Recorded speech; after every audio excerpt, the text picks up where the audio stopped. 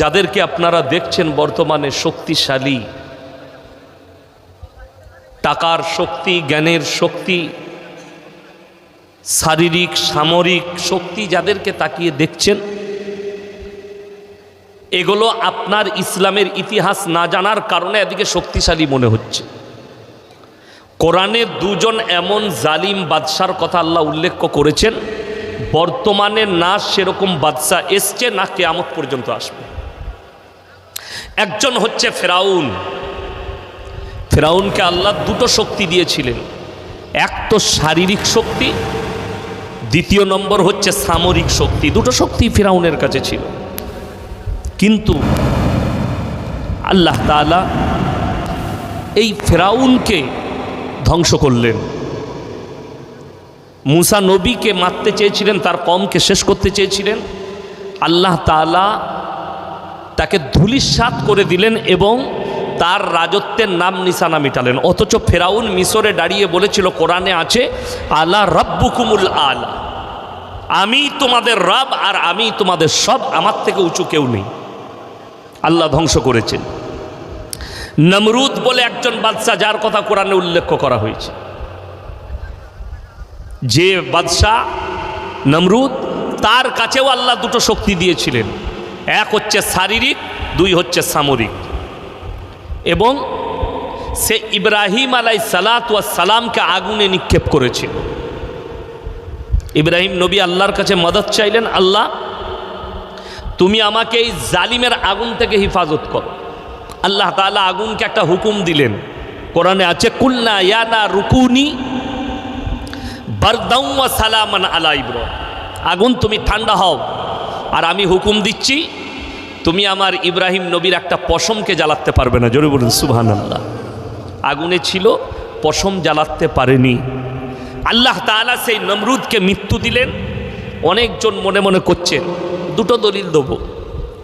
একটা হচ্ছে নমরুদের মৃত্যু কার দ্বারা, একটা মশাকে আল্লাহ হুকুম দিলে তুমি তার ব্রেনে প্রবেশ করো নাকের মাধ্যম দিয়ে, এবং তার ব্রেনে গিয়ে মগজের মধ্যে কামড় দাও। সেই মশা কামড়িয়েছে, নাকের ভেতর দিয়ে ঢুকে গিয়ে আল্লাহ শক্তি দিয়েছে, এবং সে তার প্রজাদিকে বলল, তোমরা আমার মাথায় জুতো করে বাড়ি মারো। রওয়ায়েতে আছে নমরুদের মৃত্যু হয়েছে জুতো খেয়ে। জোরে বলুন না সুবহানাল্লাহ। আল্লাহকে চ্যালেঞ্জ করেছে, আল্লাহ তাকে মৃত্যু দিয়েছে। আমি এখনো জলসা শুরু করিনি। আপনাদের মনে হচ্ছে জলসা শুরু করে দিয়েছি? না, আমি আগে আল্লাহকে চিনাচ্ছি, তারপরে জলসা শুরু করব।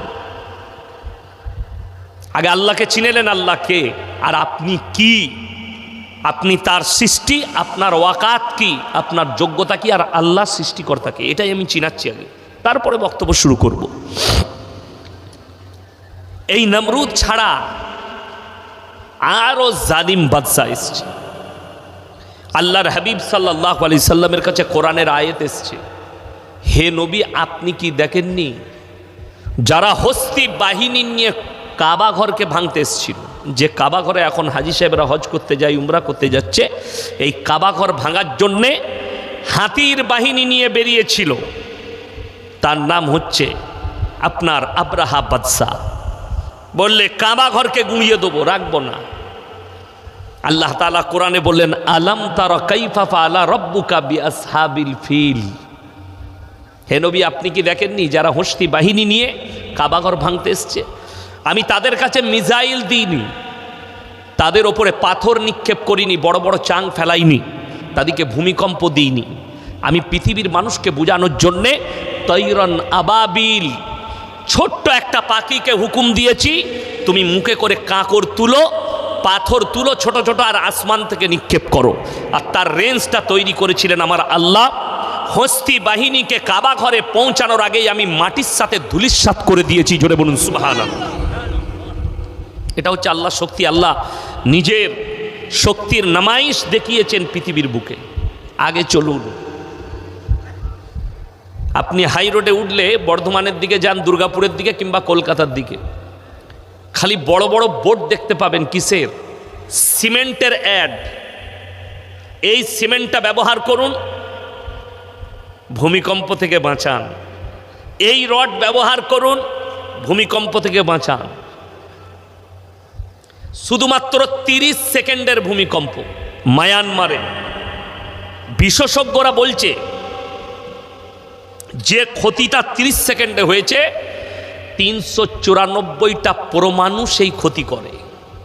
পরমাণু বোমা হিসেব করুন, পরমাণু বোমা এখন পর্যন্ত দ্বিতীয় বিশ্বযুদ্ধে 2টো ব্যবহার হয়েছে, বাকি সব স্টকে রাখা আছে।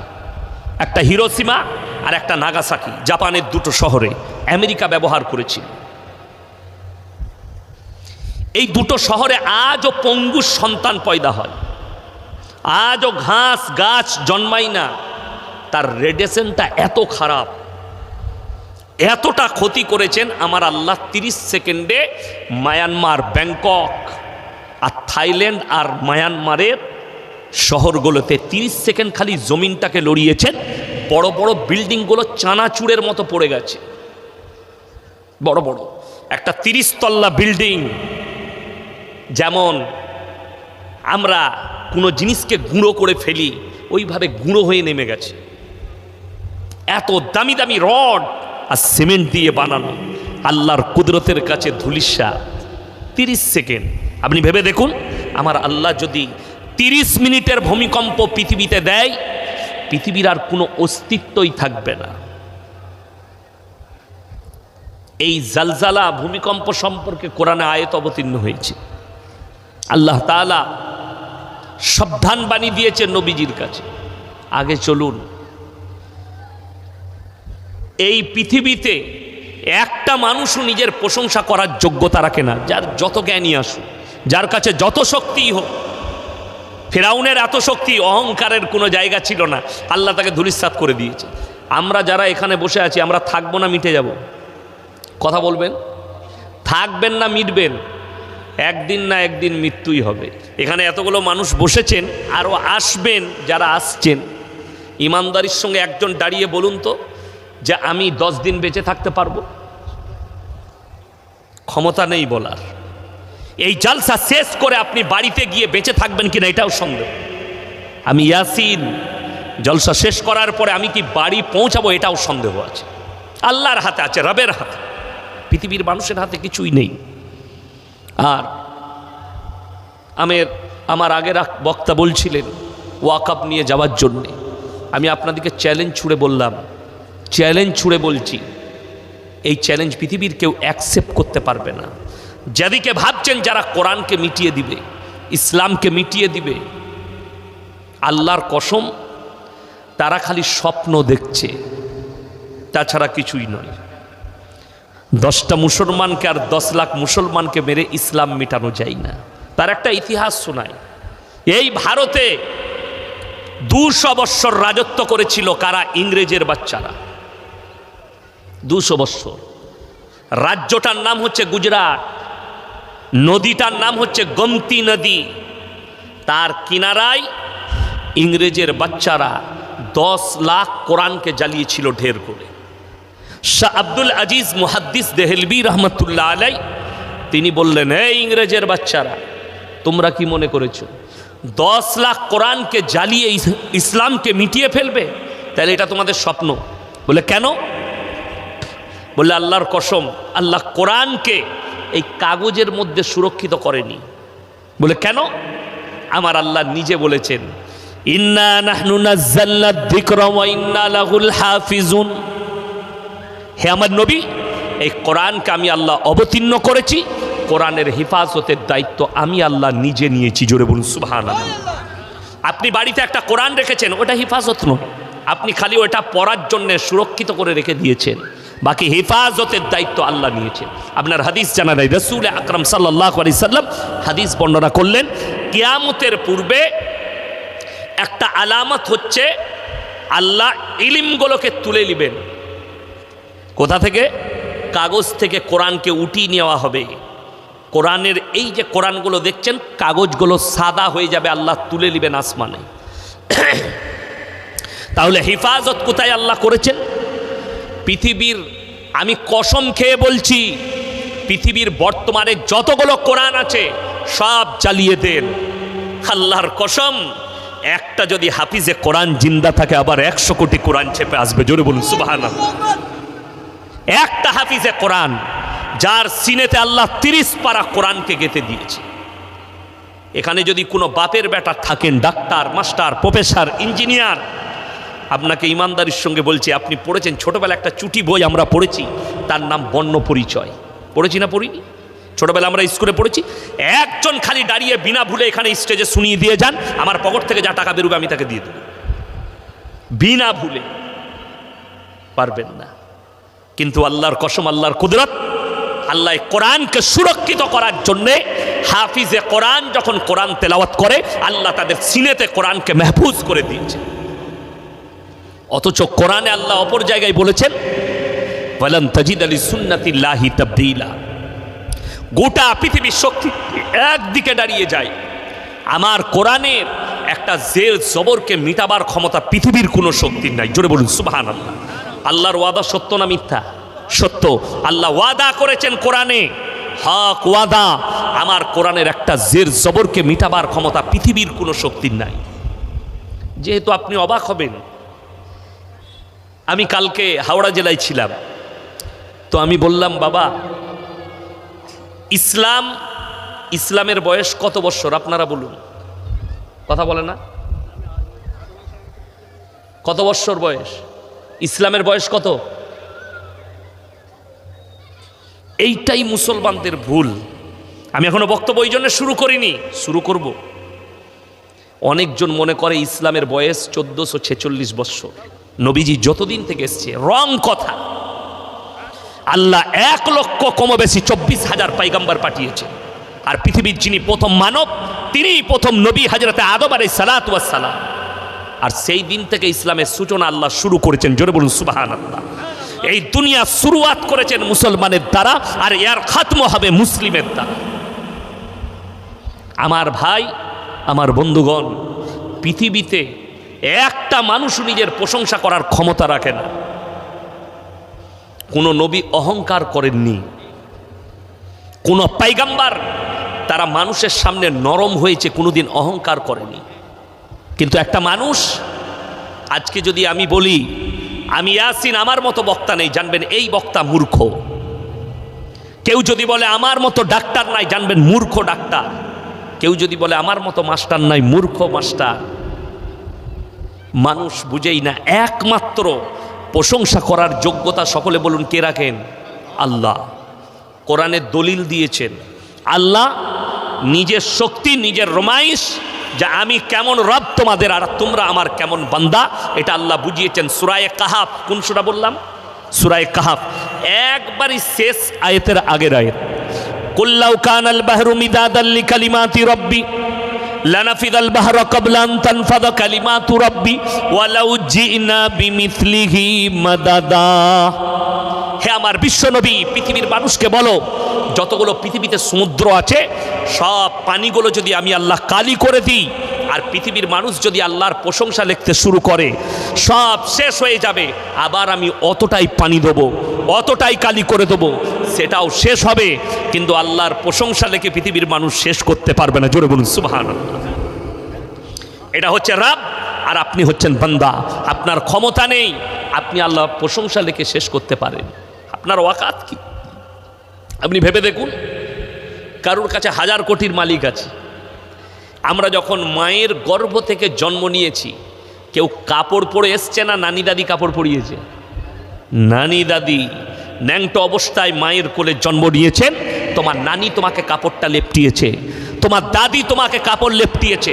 আর আল্লাহর কসম, তুমি যখন দুনিয়া থেকে যাবে তখনও তোমার শরীরে তোমার একটাও সম্পদ থাকবে না, শুধুমাত্র তোমার পরিবার কাফন কিনে নিয়েছে, ওই একটা কাপড় লেপটিয়ে তোমাকে কবরে দিবে।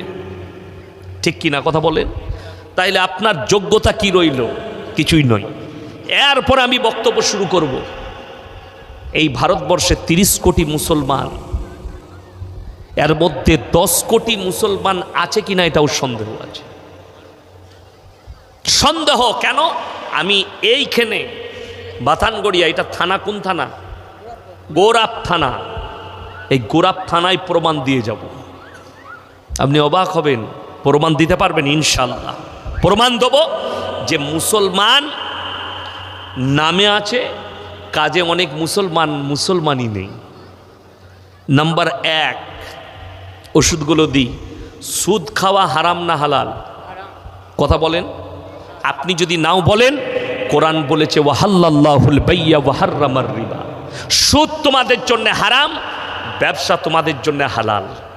আপনি ব্যবসা করুন, আলুর ব্যবসা, পেঁয়াজের ব্যবসা, সোনার ব্যবসা, কাপড়ের ব্যবসা, সব ব্যবসা হালাল। এবং ব্যবসা হচ্ছে রসুলের সুন্নত। জোরে বলুন সুবহানাল্লাহ।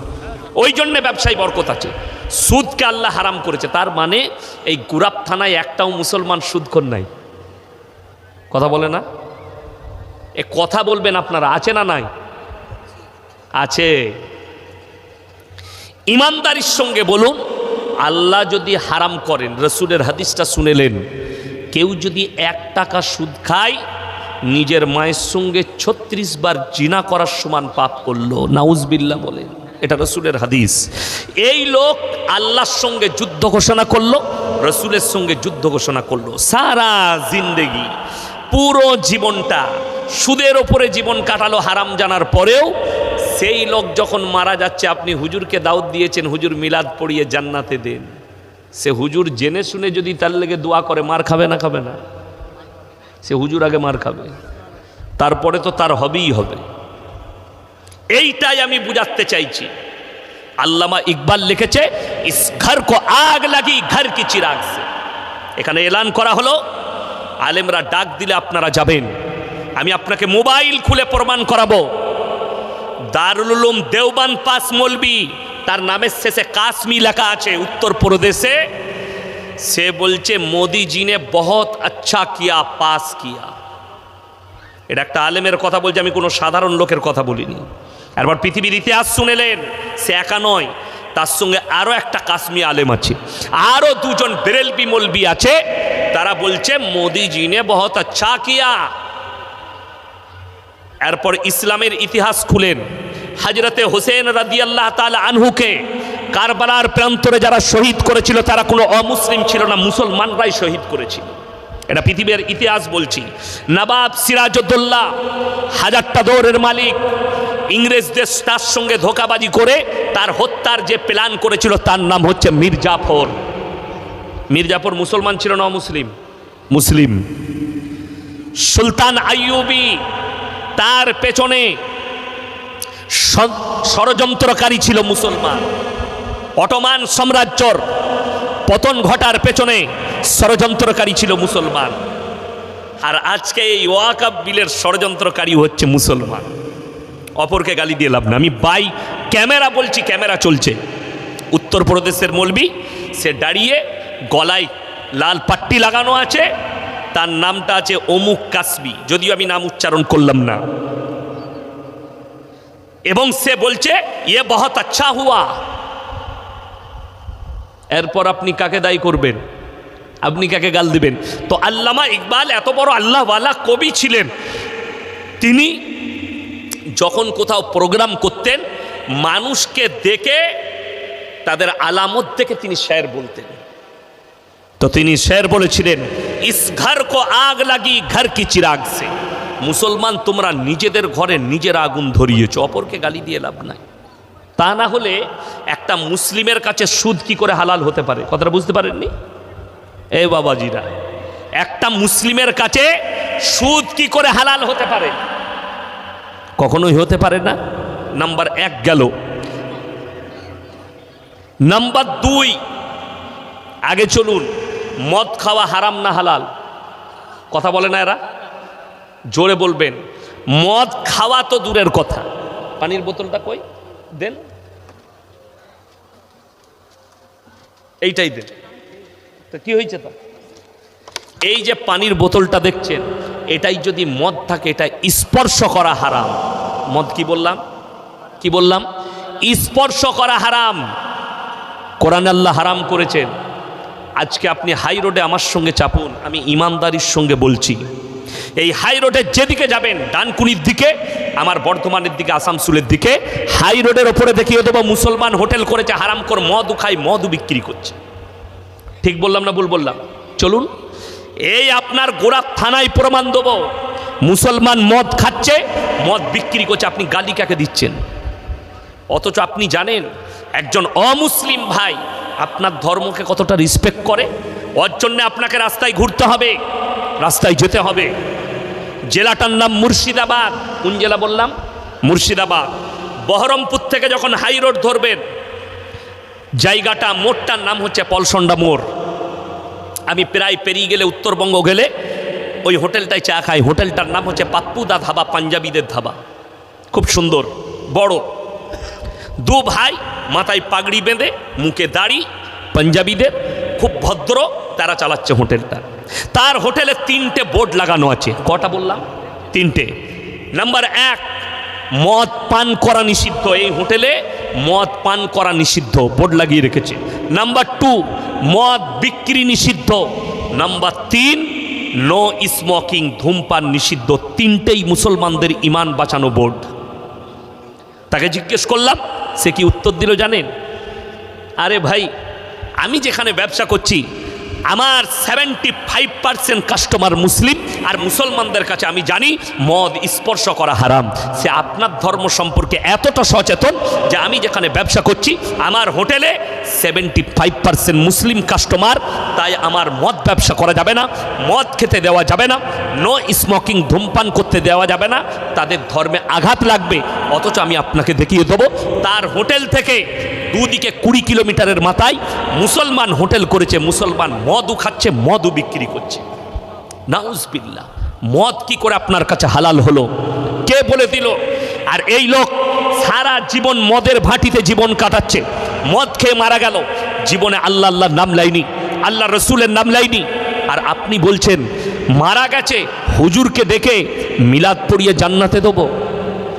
আমি আপনাকে আমার বাপের দলিল দেবো না, আমার চাচার দলিল দেবো না, কোন আল্লাহওয়ালার দলিল দেবো না। আপনারা ইমানদারির সঙ্গে বলুন, নবীজির থেকে দামি লোক পৃথিবীতে কেউ এসছে? কথা বলে না? কেউ আসেনি। আল্লাহ রসুল সাল্লাল্লাহু আলাইহি সাল্লাম, তিনি হচ্ছেন শ্রেষ্ঠ পয়গম্বর এবং তিনি হচ্ছেন ইমামুল আম্বিয়া। ইমামুল আম্বিয়া মানে জানেন? নবীদের ইমাম। এই গ্রামে আমাকে দাওয়াত দিয়েছে, আমাকে বক্তা বলতে পারবে, আমি আপনাদেরকে শ্রোতা বলতে পারবো। আমি বক্তা, আপনারা শ্রোতা, কিন্তু ইনারা আমাকে ইমাম বলতে পারবেন না, যেহেতু আমি এখানে ইমামতি করি না। তো আল্লাহ নবী সাল্লাল্লাহু আলাইহি সাল্লাম ইমামুল আম্বিয়া কি করে হলেন? নবীজি যখন দুনিয়াতে ছিলেন তখন বর্তমানে নবীজির জামানায় কোনো নবী ছিলেন? একটাও নবী ছিলেন না। এইটার জন্য কোরআনে চলুন, বুঝতে পারবেন। সূরা বনী ইসরাঈল, কোন সূরা বললাম? বনী ইসরাঈল। খুব ভালো করে শুনবেন কি করে নবীজি ইমামুল আম্বিয়া হলেন। এই ইমামুল আম্বিয়ার সঙ্গে যে ঘটনা জুড়ে আছে সেটা হচ্ছে মেরাজের রাত্রির ঘটনা। আর মেরাজ ঘটেছে নবীজি সশরীরে। এটা যদি কেউ অস্বীকার করে তার ঈমান ধ্বংস হয়ে যাবে। কোরআনে আছে সুবহানাল্লাযী আসরা বিআবদিহি লাইলাম মিনাল মাসজিদিল হারাম ইলাল মাসজিদিল আকসাল্লাযী বারাকনা হাওলাহু লিনুরিয়াহু মিন আয়াতিনা ইন্নাহু হুয়াস সামিউল বাসীর। হে আমার নবী, তুমি তোমার ঘটনা পৃথিবীর মানুষকে জানাও, আমি ওহীর মাধ্যমে তোমাকে বলছি। আল্লাহ রসুলকে পিছন থেকে তুলে, বিছানা থেকে তুলে মসজিদে হারামে নিয়ে গেলেন কে? জিবরিল আমিন। আর মসজিদে হারাম থেকে মসজিদে আকসা, আজকে ফিলিস্তিন গাজার সঙ্গে যে যুদ্ধটা হচ্ছে, ইসরায়েলের যে আল আকসা মসজিদকে নিয়ে ওখানে নিয়ে যাওয়া হলো। আল্লাহ রসুল সাল্লাল্লাহু আলাইহি সাল্লাম 2 রাকাত নামাজের ইমামতি করলেন এবং সমস্ত পয়গম্বর নবীরা নবীর পেছনে মুক্তাদি হয়ে 2 রাকাত নামাজ আদায় করলেন। জোরে বলুন সুবহানাল্লাহ।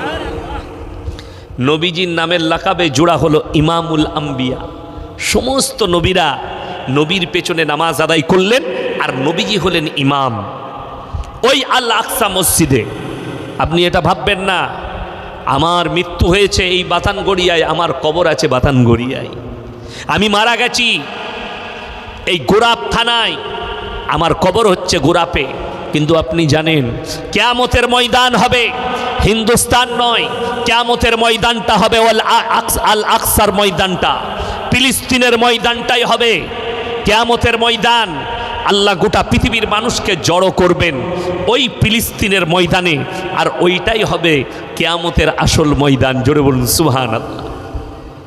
আজকে আপনার মনে হবে ফিলিস্তিনের মানুষ মারা যাচ্ছে, গাজার মানুষ মারা যাচ্ছে,